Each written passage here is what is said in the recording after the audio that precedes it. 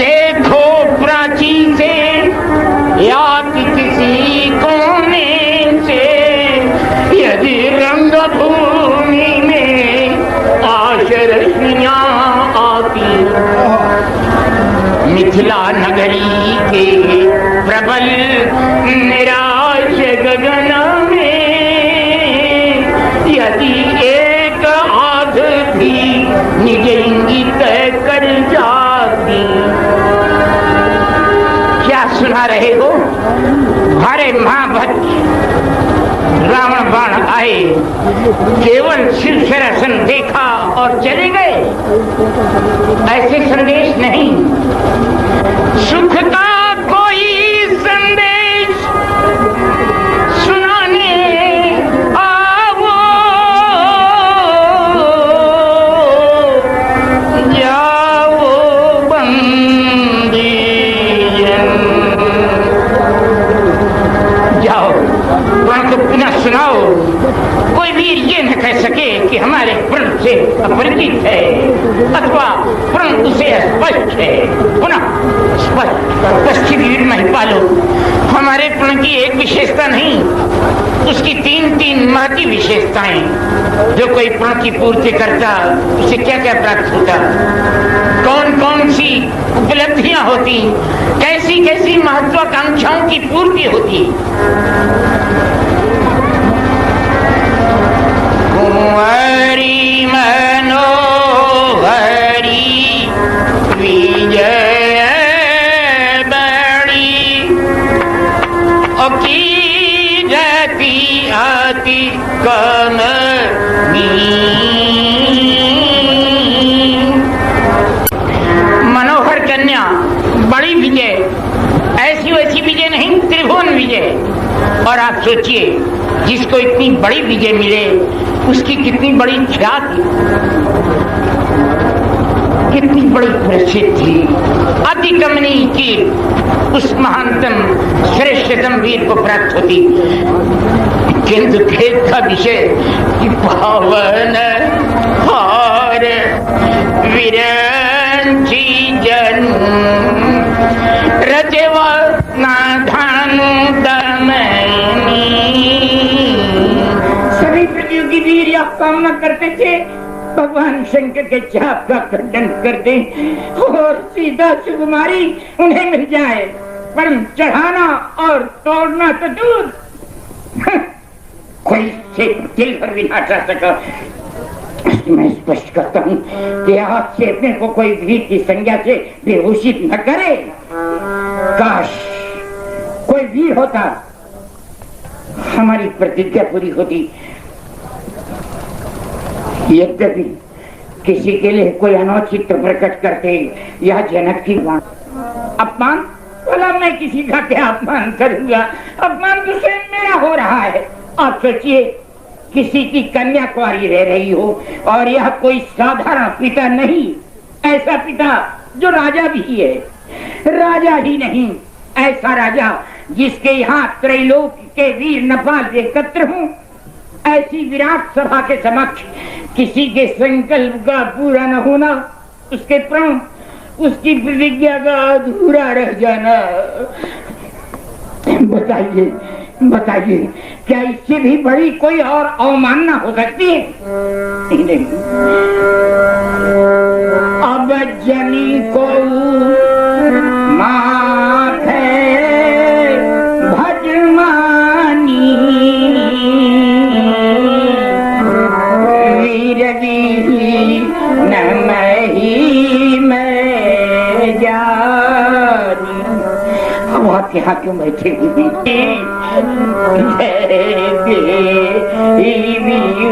नहीं रहे कानपुर शैली की रामलीला के प्रख्यात जनक अभिनेता पंडित वंशलाल त्रिपाठी शलभ।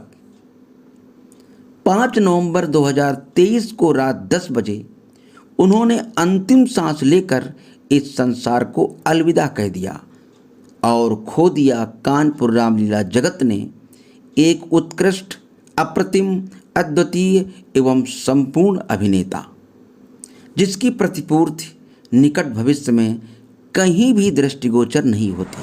शलभ जी हमारे लिए मनुष्य के प्रकरण में वो एक युग पुरुष, कला के क्षेत्र में भी वो शहंशाह था, राजा नहीं, सम्राट नहीं, शहंशाह।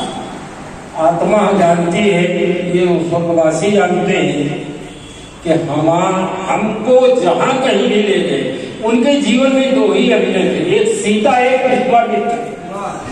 उनका पूरा अभिनय सीता और विश्वामित्र के ही ऊपर निर्भर था। जहां कहीं भी मंच होता था तो प्रथम जब उनके पास कोई मंडली आती थी तो पूछते थे सीता का विजय में कौन है? कहीं पंडित जी गांव का कोई लड़का कहीं नहीं। विश्वामित्र में कौन है? कहीं गांव के पंडित जी बन जाएंगे, कहीं नहीं। तो किसी को और ले जाओ जना। हम लोग जब व्यास गद्दी में होते थे तो अपनी शैली बोलते थे, काव्य शास्त्र विनोदेन। ये विनोद नहीं है, इन विनोद में सागर जैसी गहराई। यहां से वो अपने अभिनय का शुभारंभ करते थे। अब कल्पना करिए कितनी प्रीति रही होगी। मेरे बारे में बोलते थे, आपके बारे में भी, आपके बारे में भी। एक विशेषता उन्हें बहुत बड़ी थी कि वो कलाकार को अपने ढंग से आंकते थे। यदि कलाकार शिक्षित है, दीक्षित है, प्रशिक्षित है और सामाजिकता है तो उनका चिंतन थोड़ा सा अलग हो जाता था। हमारा कोई अभिनय क्षेत्र नहीं था, हमारा तबला क्षेत्र था, संगीत जगत था, लेकिन उनके सानिध्य में रहने पर बहुत कुछ जीवन में मिलता रहा। ईश्वर से कामना करता हूँ कि ऐसी विभूति को जो अपने चरणों में स्थान दें, और पुनः जब भी कभी संसार में पहली बात तो ऐसे लोग आते नहीं, इनको आने में भी वक्त लगता। साधारण में तो गया हो आ गया, लेकिन महापुरुषों के लिए मैंने पढ़ा है कहीं कि इनको सही गर्भ नहीं मिलता है। ये आवे तो कैसे आवे? महापुरुषों में जल्दी जन्म नहीं होता है। और ये कुछ ऐसी विडंबना होती है, ये सब गंधर्व कोट के लोग हैं, कुछ ऐसे इनके पाप रहे जिसके कारण उनको यहाँ आना पड़ा पृथ्वी को, लेकिन ये कोई साधारण लोग नहीं थे। लाल पंडित जी हमारे साधारण स्वभाव देखिए। अभी मैं एक दिन हमारे जो लड़के वगैरह नहीं जानते, स्वभाव उनका राजा जैसा था। 4 लोग हैं तो अगर समझ लो मलाई खाने तो चारों लोग साथ खाएंगे मलाई। वो पीठ घुमा के नहीं खड़े होते थे। कभी किसी ने उनको साइकिल से चलते नहीं देखा, रिक्शे से, किसी की मोटरसाइकिल में नहीं बैठे, मोटरसाइकिल में नहीं बैठे। तो ऐसे नेचर देखिए। कला पक्ष जो है 24 घंटे साधने का विषय है। वो 24 घंटे साधना में ही रत रहते थे। पूरे दिन के लिए रिक्शा। हाँ, पूरे दिन के लिए रिक्शा। सबसे अच्छी विशेषता जो एक रही कि जैसे वो सिर मोर कहे जाते थे, वो नख से सिख तक कलाकार को देखना चाहते, जो नख से सिख तक कलाकार, ये विशेषता शरद जी में थी। और मैं प्रणाम करके शुभ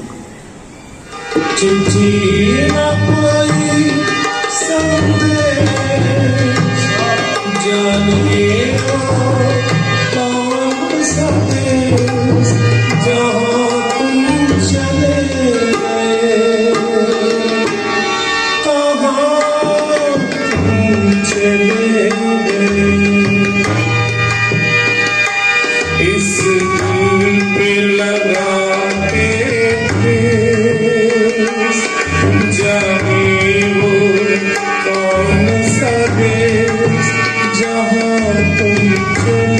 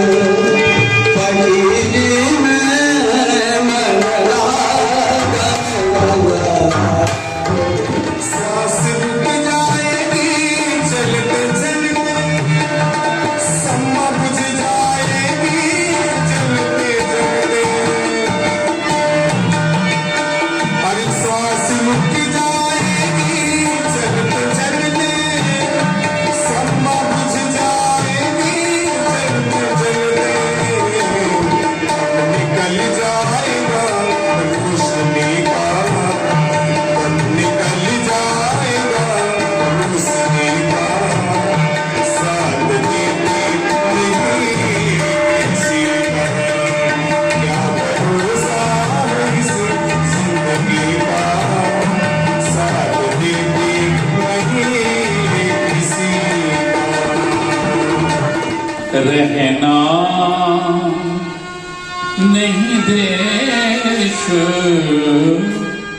वीराना है, रहना नहीं देश वीराना है।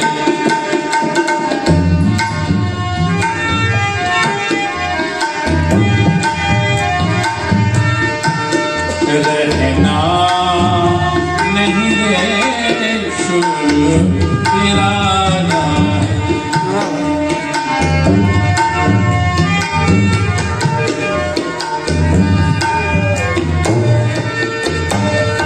रहना नहीं देश वीराना है, वीराना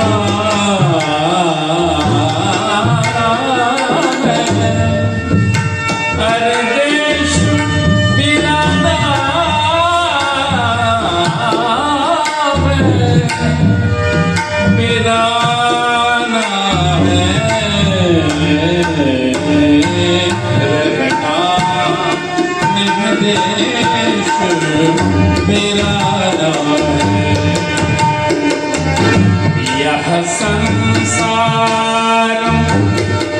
माटी का ढेला, यह संसार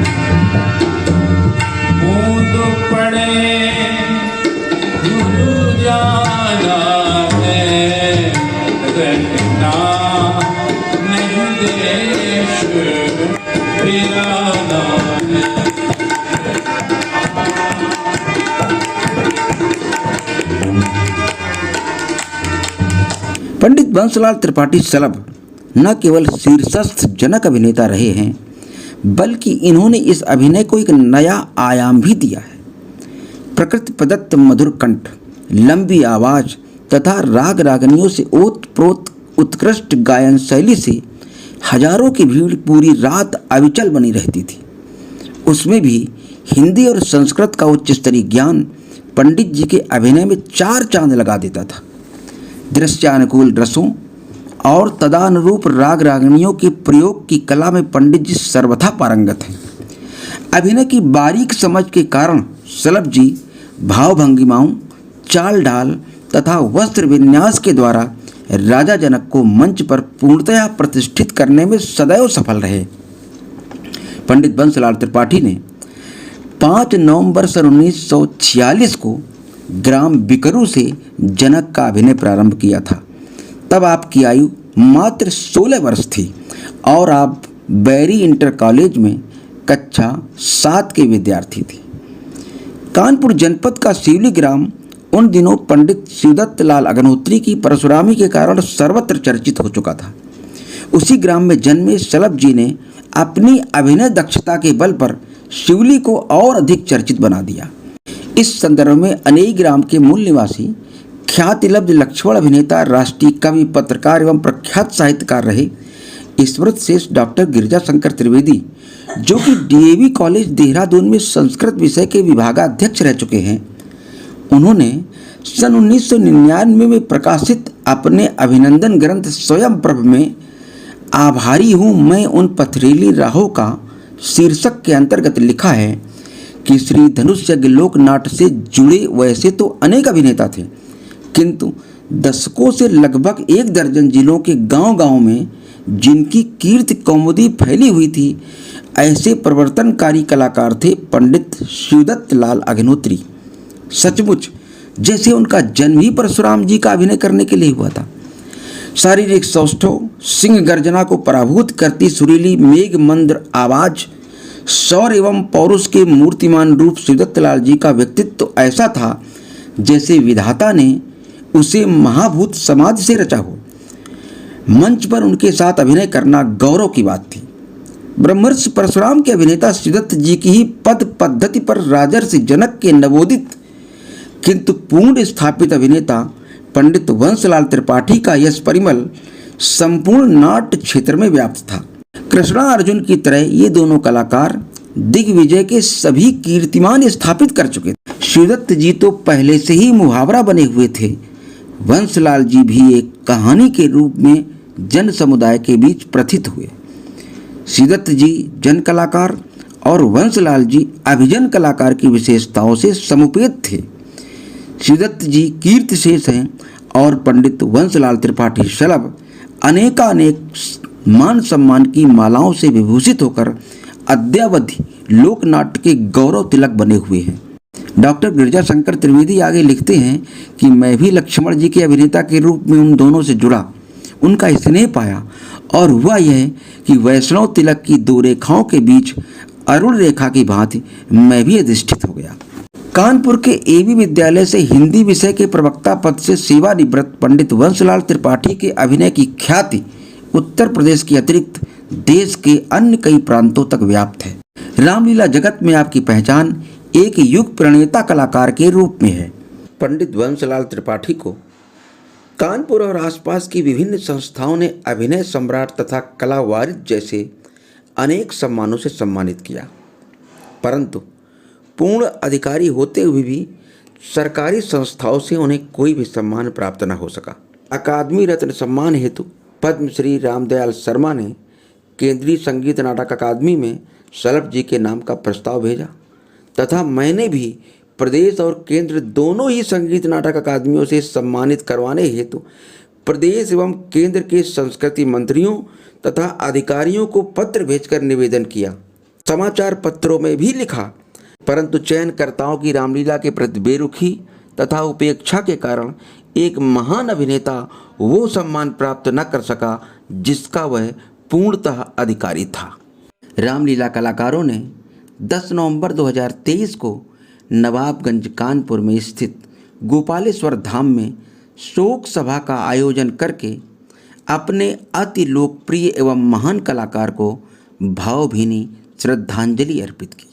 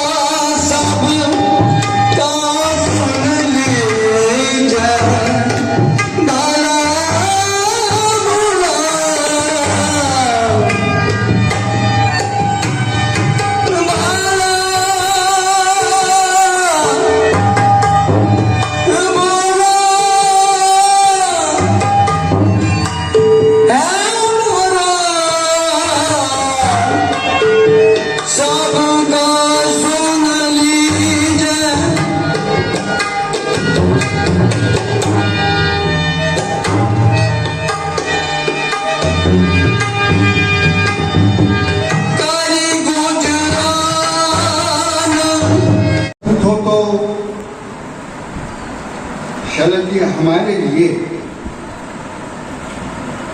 धनुष यज्ञ के प्रकरण में वो एक युग पुरुष थे। तो थे ही, कला के क्षेत्र में भी वो शहंशाह था। राजा नहीं, सम्राट नहीं, शहंशाह, जो अपनी कला में दार्शनिकता का भाव प्रस्तुत करते हैं। ऐसे बहुत से लोग नहीं होंगे जो ये जानते हैं कि शरद जी ने अपनी कला को जीवंत करने के लिए मिथिलापुर और जनकपुर में गए थे और वहां जाकर के उन्होंने वास्तविकता को, कला की आत्मा को पहचानने का प्रयास किया और वो वापस आए और वो स्वयं कहते थे अभिनय के बीच में कला जीवन के लिए नहीं, कला कला के लिए। उन्होंने अपने जीवन के चलाने के लिए कला को कभी माध्यम नहीं बना, वह एक आदर्श थे हम लोगों के लिए। हम लोगों के लिए वो अनुकरणीय थे और हिंदी साहित्य का जो प्रस्तुतिकरण होता था, सच पूछो तो वही उनकी कला की विशेषता, उनकी कला की विशेषता और कला पहचाने जाने का क्या बात है। ऐसे कहा आदिम पुरुष को मैं ईश्वर से प्रार्थना करता हूँ दिवंगत आत्मा को शांति प्रदान करें और परिवार वालों को, हम जो कला प्रेमी हैं उनको इस अपूर्णनीय क्षति को सहन करने की शक्ति दें। ओम शांति शांति। चिट्ठी न कोई संदेश, जाने वो कौन सा देश जहाँ तुम चले गए। चिट्ठी न कोई संदेश, जाने वो कौन सा देश जहाँ तुम चले गए। कहाँ तुम चले गए। इस दिल पे लगा के ठेस, जाने वो कौन सा देश जहाँ तुम चले गए। चिट्ठी न कोई संदेश, जाने वो कौन सा देश जहाँ तुम चले गए।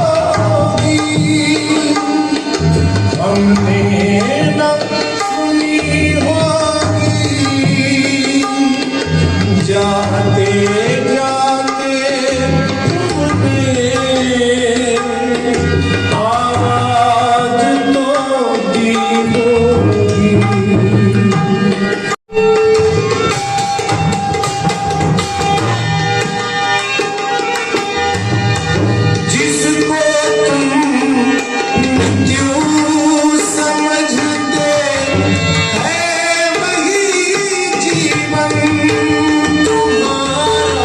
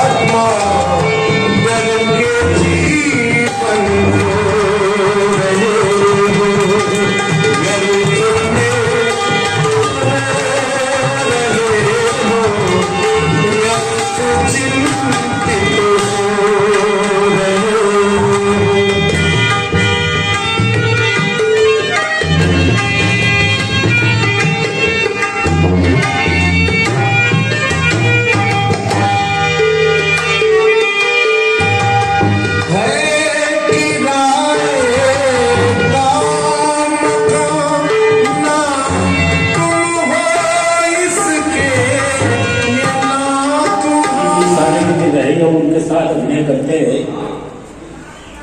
फिर एकाएक सनत जी का साथ हो गया। अब आत्मा जानती है, ये स्वर्गवासी जानते हैं कि हमको जहां कहीं भी ले गए। उनके जीवन में दो ही अभिनय थे, एक सीता, एक विश्वामित्र।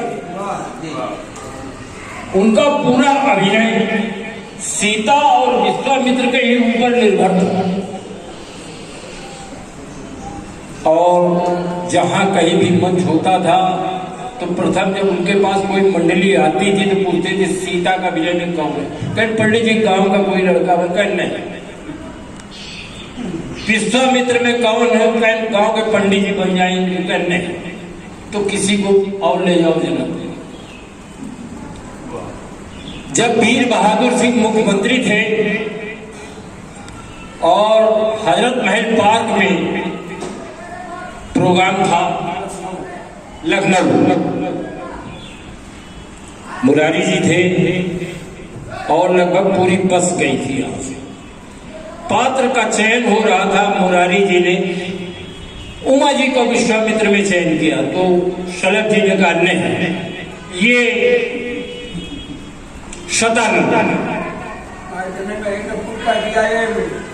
ये नहीं, वो सब कुछ कह डाला, ये शतानंद विश्वामित्र में पाणी जी ने। और हम क्या बताएं, वो तो अक्सर हम जवाहर नगर में रहते थे, वो वहाँ आनंद बाग में रहते थे, प्राय आते जाते थे। राजनैतिक क्षेत्र में भी हमने देखा, उस सामाजिक जीवन में देखा, एक कांड हो गया था, उसमें सलभ जी भी फंस गए, हम भी फंस गए। पुलिस ले गई चमन थाने में, सलभ जी और हम, सलभ जी तो चले गए, हम फंसे रहे, कैसे हम निकले? तो ये, और वहां भी थाने में भी सलभ जी ने कहा नहीं, ये हमारे साथ के निर्दोष है, जैसे मैं निर्दोष हूँ वैसे ये भी निर्दोष है, इनको जाने दीजिएगा। हम उनके जीवन के प्रति क्या कहें? हम बार बार तुरंत जिस समय में, उस समय जब इनकी मृत्यु हुई, मैं जहानाबाद में था, रात को आया, पता लगाया दीप से नारायण जी को फोन करके कह नहीं पा सकते हैं। आज मैं अंतरात्मा से उनको प्रणाम करता हूँ, जहाँ वो ईश्वर उनको शांति दे। जिंदगी का साथ देती नहीं, किसी का साथ देती नहीं, किसी का।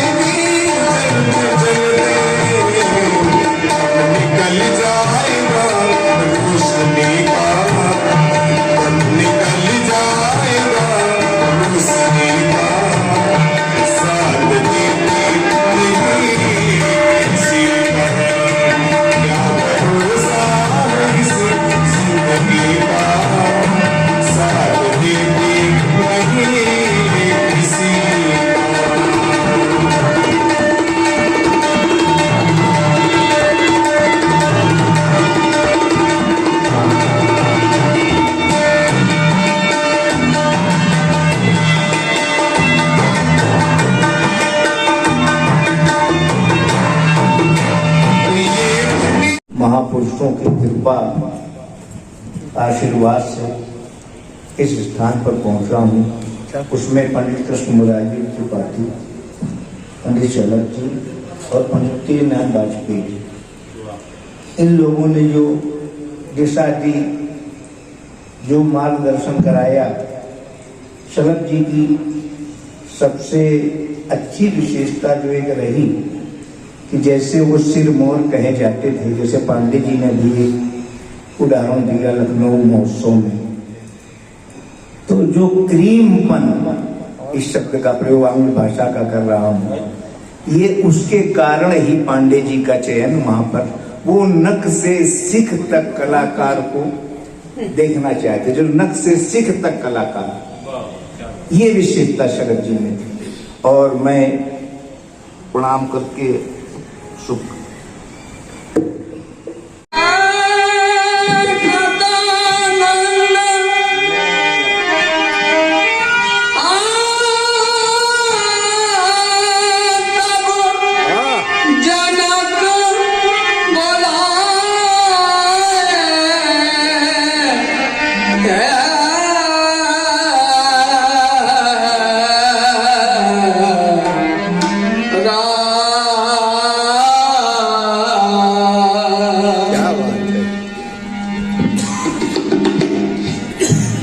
आपके इन पावन पाद पद्मों में ये जनक प्रणाम करता है। श्री गुरुदेव भगवान, आप जानना चाहते होंगे कि मैंने आपको किस निमित्त बुलाया है, तो मैं आपको बताना चाहता हूं। पूज्य, वर्तमान समय में हमारे जीवन की स्थिति, हमारे हृदय की स्थिति, मेरी मना स्थिति, वो और कोई नहीं समझ रहा होगा, जिसकी पुत्री का स्वयंवर चल रहा हो, और हमने प्रण किया है, और आज स्वयंवर का अंतिम दिवस है।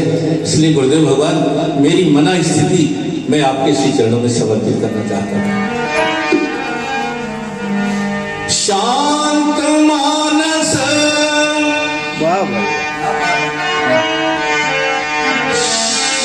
शांत मानस जलधि में यहाँ तरल चिंता ज्वार कैसा, असत जग से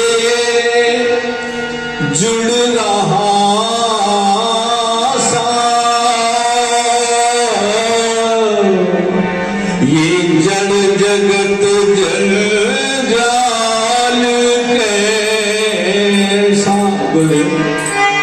कुछ मैं आपके चरणों में निवेदन करता हूं, मेरी मना स्थिति ऐसी है, लगता है मैं पूर्ण हूं पर कामनाएं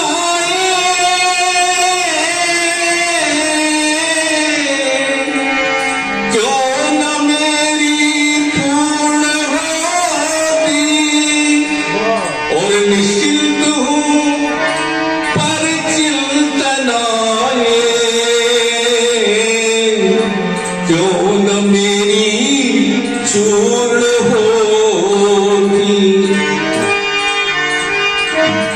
मैं अनीही तथापि चारों ओर इच्छा जान कैसा, चैतन्य पर चढ़ता हुआ सा, ये जड़ जगत जंजाल कैसा।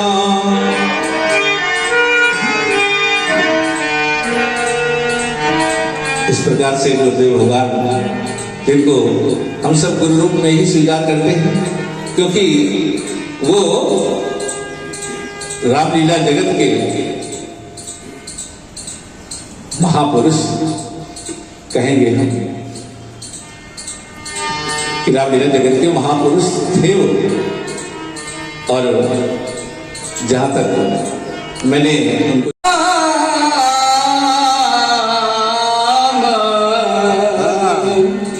हमारे परम श्रद्धेय आदरणीय नारायण भैया जो व्यासपीठ पर विद्यमान हैं, मैं इनके लिए क्या प्रशंसा करूं, क्योंकि इनका तो परिवार ही आप सभी जानते हैं, पिताजी से लेकर सब संगीत में परिवार इनका रहा। मैं चाहूंगा कि कौशिक मुनि पहनोरत पठाए की भी दो पंक्तियां तो आप जरूर पढ़ें कौशिक से, जो उन्होंने कही।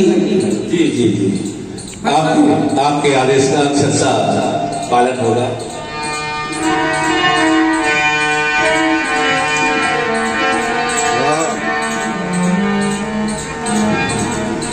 पूज्य गुरुदेव भगवान, आपके श्री चरणों में निवेदन है कि जिनको हमने सुंदर सदन में ठहराया है, क्योंकि स्वयंवर का अंतिम दिवस आ गया है और अभी तक कोई ऐसा वीर नहीं आया जो मेरे प्रण को पूर्ण कर देता। अभी तक कोई नहीं आया गुरुदेव भगवान। समय आज का भी इतना निकल गया, अब जो समय शेष है उससे समय की प्रतीक्षा भी तो करें, लेकिन उसके साथ साथ हमें उसकी पूर्णता के लिए कुछ और भी करना होगा। क्योंकि मैंने जिनका कल ही दर्शन किया था पुष्पवाटिका में और अमराई में वो ठहरे थे, हमें जैसे ही ज्ञात हुआ महामुनि विश्वामित्र जी आए हैं, तो मैंने विचार किया महामुनि विश्वामित्र जी आए हैं तो ये पहले तो छत्री थे, राजा भी थे और बाद में ब्रह्मर्षि हो गए। तो मैंने विचार किया और इस समय ऋषि हैं, मुनि हैं, इसलिए मैं इनका स्वागत करने के लिए संग सचिव सचिव भूरी भट्ट ये सब साथ में लेकर के उनका स्वागत, क्योंकि कहीं न कहीं समानता तो होनी चाहिए स्वागत में। जो अतिथि आया है उसका आतिथ्य कम से कम उसी प्रकार से होना चाहिए, इसलिए यह व्यवस्था की। और जैसे ही मैंने उन बालकों को देखा तो जिस समय हमारी दृष्टि सावले सुकुमार बालक की ओर गई, इनही बिलोकत आती अनुरागा,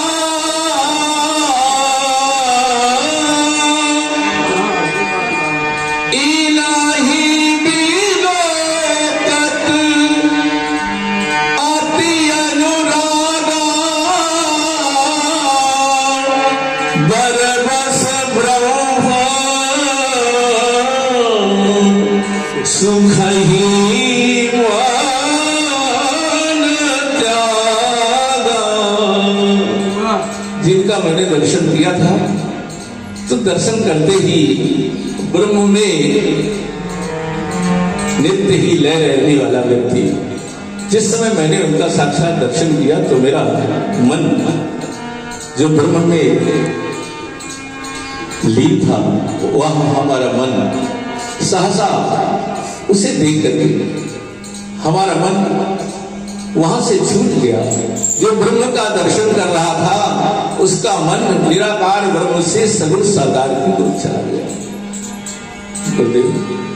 इसलिए मेरा हृदय कहता है कि जब तक वो मिथिला में नहीं आएंगे तब तक मेरे प्रण की पूर्ति नहीं होगी। इसलिए आपसे निवेदन है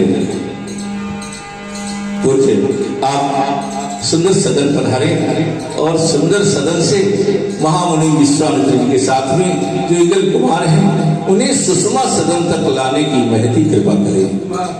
गुरुदेव आपके चरणों में निवेदन है।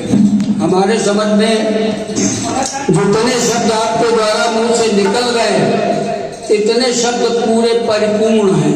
हमारे परम तनय जी, परम श्रद्धेय वंशलाल जी, इस विशेष और जो आज सभा में विद्यमान हैं, मैं सभी को सादर प्रणाम कर रहा हूँ, नमन कर रहा हूँ। सन 90 का दशक रहा होगा, स्थान था शोभन मंदिर। संगीत में मेरा साधना कालखंड का समय था वो, और लगभग 12 बजा होगा तो मैं अपने परिजनों के साथ वहां था और राग वृंदावनीय सारंग में कुछ आलाप ऐसा चल रहा था। संयोग था पंडित जी भी वहां गए होंगे, उन्होंने मेरी ध्वनि को सुना और जैसे ध्वनि को सुना तो वो धीरे धीरे शनई शनई मेरे पास आने लगे और मैंने देखा कि हमारे सामने पंडित जी उपस्थित है।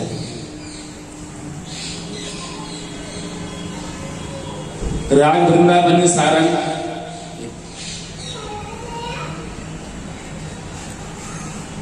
समय का राग था और उसकी कुछ ऐसी अंतर्ध्वनि उस वक्त प्रतिध्वनित हो रही थी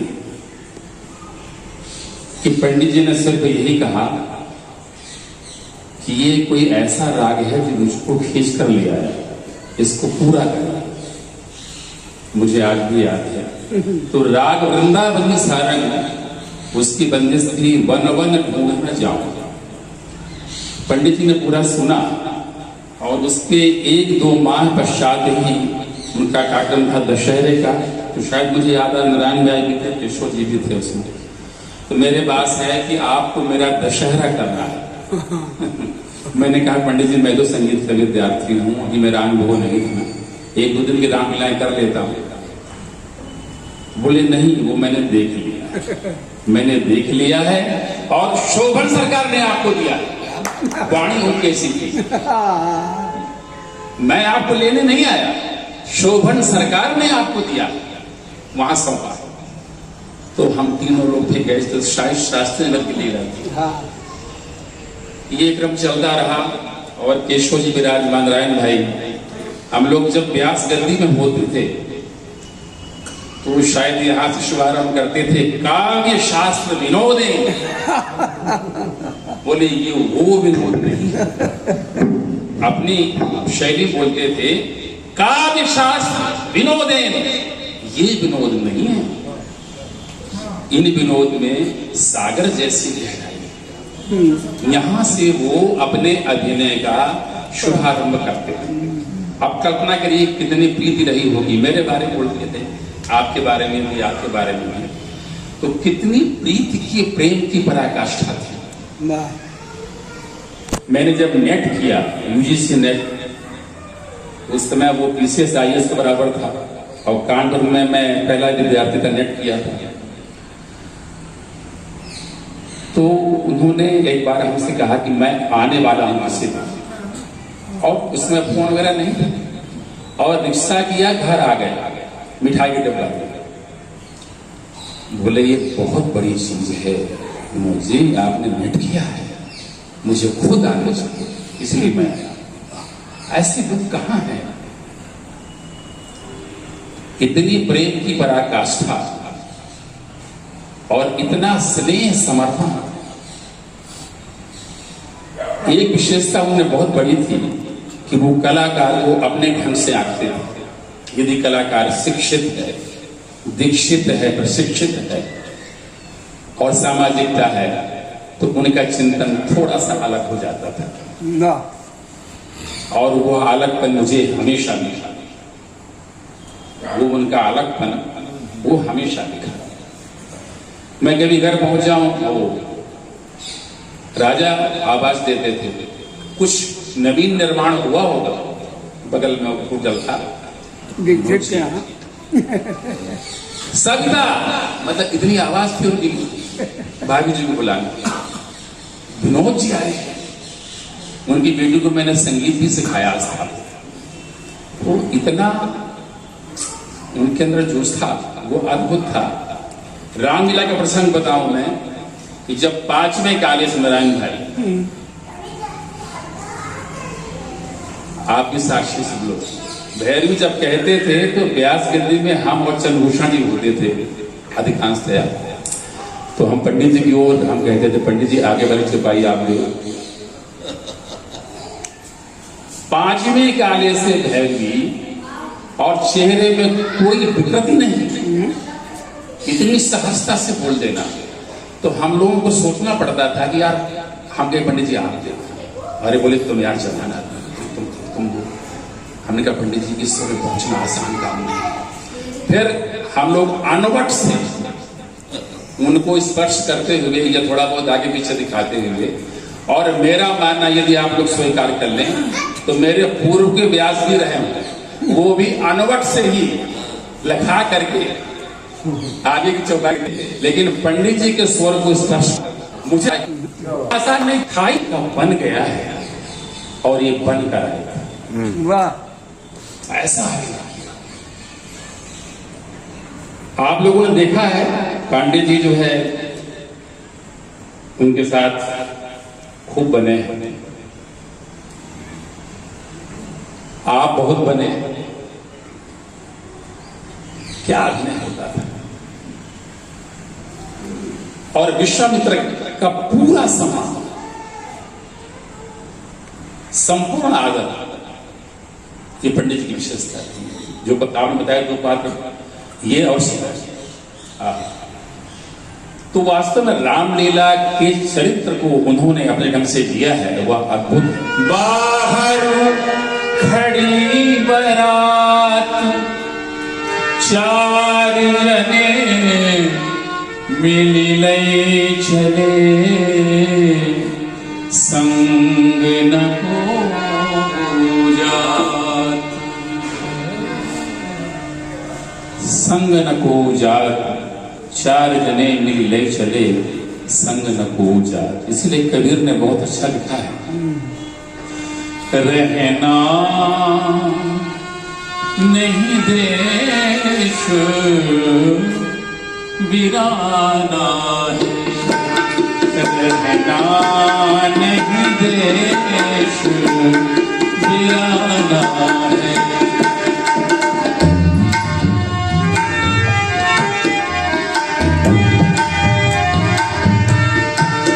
रहना नहीं देश वीराना,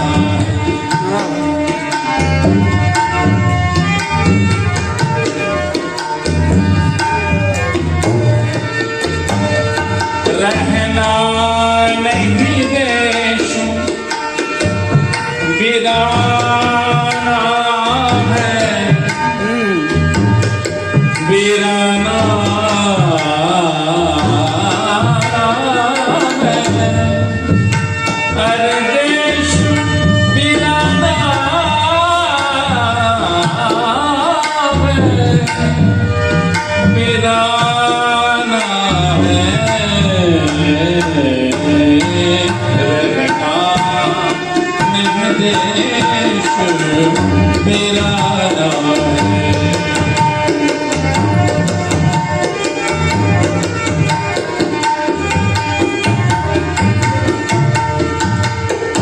कबीर जैसा आध्यात्मिक ऊंचाई के समय ये अपने जीवन में देख लीजिए। आज हम कहते हैं हमारा घर है, कल बेटा कहेगा हमारा घर है, पौत्र कहेगा मेरा घर है, लेकिन आई वीरानी किसका? यह संसार माटी का ढेला, यह संसार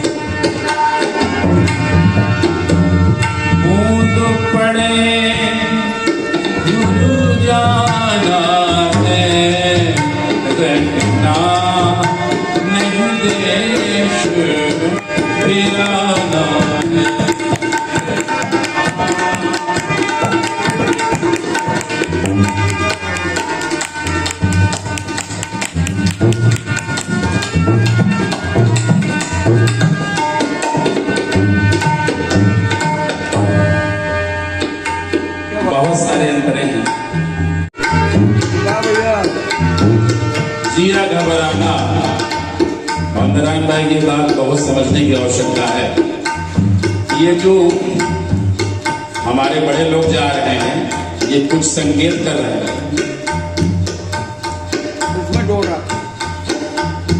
मेरा संकेत समझ में आ रहा होगा, बिल्कुल, तभी जिया घबराना। सुन के जिया घबराना,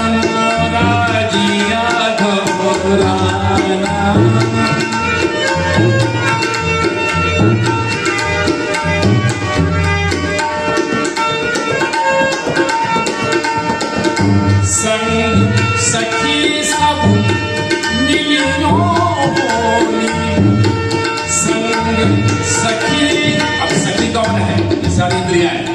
क्या बोली? संग सखी सब मिलियो बोली, अपना चलेगा यहाँ कुछ बहाना, सुन के गगन मोरा पिया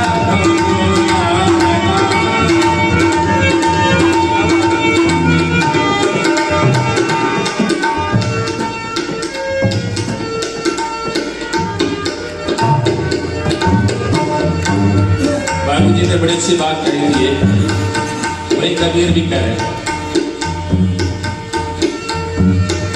कहत कबीर सुनो भाई साधो, धर्म गमन जनितो, सरे गम गम मग बग निधा पर समीप मान, सुन के गमन मोरा जिया गौरा।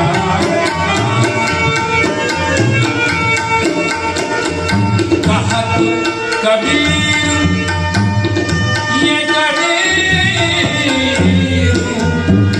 सुनो भाई साधो, सुनो भाई साधो, साधो साधो साधो साधो, सुनो भाई साधो।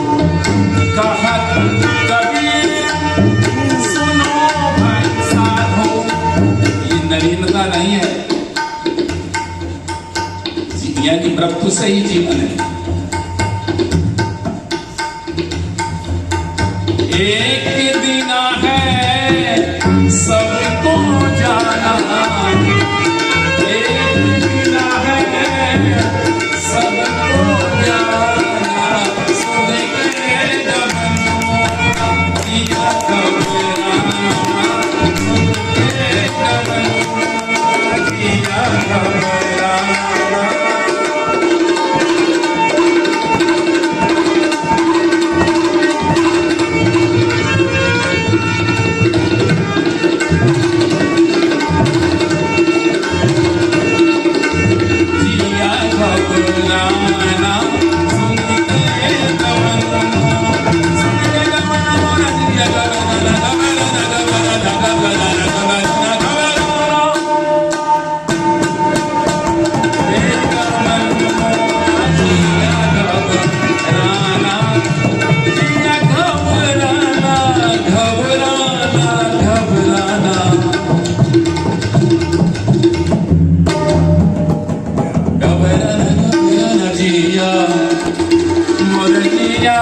हमारे शोभन सरकार कहते थे कि जिया का बढ़ाता कैसे, बताते थे। अरे जिया घबराना, घबराना, घबराना, घबराना, घबराना, घबराना, घबराना,